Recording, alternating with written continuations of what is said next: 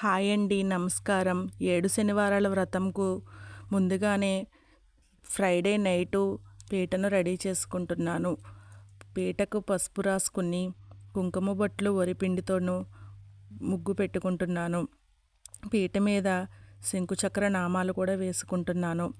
ఇలా ఫ్రైడే నైటే అన్నీ రెడీ చేసుకోవటం వల్ల సాటర్డే మార్నింగు పూజ చేసుకోవడం చాలా తొందరగా అవుతుంది. అందుకనే ఫ్రైడే నైటే నేను మొత్తం అన్నీ ఇలాగ సిద్ధం చేసుకుంటున్నాను.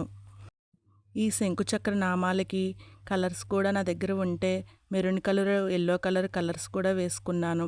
ఇలాగ స్వామివారికి పీఠకం మీద ముందుగానే అన్నీ సిద్ధం చేసుకోవడం వల్ల పూజ చాలా తేలికగా అవుతుంది. ఈ 7 శనివారాల వ్రతము పూజా పుస్తకంలో ఎలాగైతే ఉందో అదేవిధంగా నేను ప్రతి ఒక్క పేజీ చదువుతూ ఈ వ్రతమును చేసుకుంటాను. 4వ వారం పూజకు ఇలాగ అన్నీ సిద్ధం చేసుకున్నాను.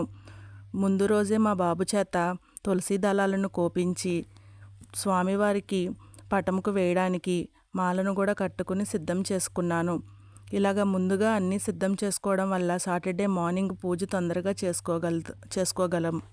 ఇలాగా తులసి మాలను కూడా కట్టుకుని స్వామివారి చిత్రపటానికి అలంకరించుకుంటాను. ఇలాగా చేయటం వల్ల తొందరగా కూడా మనకి పూజ చేసుకోవడానికి చాలా ఈజీగా ఉంటుంది. ఇలా తులసిమాలని ఈ విధంగా సిద్ధం చేసుకున్నాను. మనం పూజించే తులసి మొక్కకు కాకుండా విడిగా ఉన్న తులసి మొక్క నుండి తులసి దళాలను మా బాబు చేత కోపించాను. మనం పూజించే తులసి మొక్క నుండి తులసి దళాలు తెంపకూడదు. మా పెరట్లో ఉన్న తమలపాకు తీగ నుంచి తమలపాకులను పూజకు సరిపడవన్నీ నేనే ముందుగా కోసుకుని సిద్ధం చేసుకుంటాను. ఇలా ముందుగా అన్నీ సిద్ధం చేసుకోవటం వల్ల పూజ చాలా తేలిగ్గా చేసుకోగలం.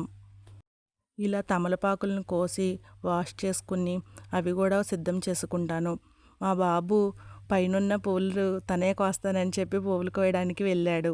మా బాబు చేత మందార పువ్వులు ఉంటే మా పెరట్లోనూ మందార పువ్వులని కోపించాను. మా చిన్నబాబు ఇలాంటి హెల్ప్లు బాగా చేస్తాడు నాకు.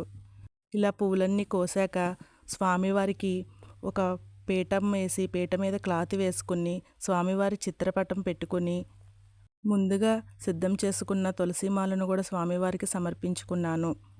స్వామివారికి నేను విడిగా పీట వేసుకుని పూజ చేసుకుంటాను. పూజా మందిరంలో కాకుండా స్వామివారికి ఇలా విడిగా నేను ఎప్పుడు పీఠం వేసుకునే పూజ చేసుకుంటాను.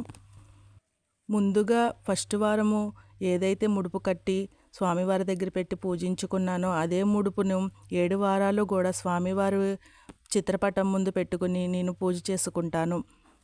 స్వామివారికి చలివిడి, వడపప్పు, పానకం, బెల్లం ముక్క అన్నీ నైవేద్యంగా పెట్టుకున్నాను.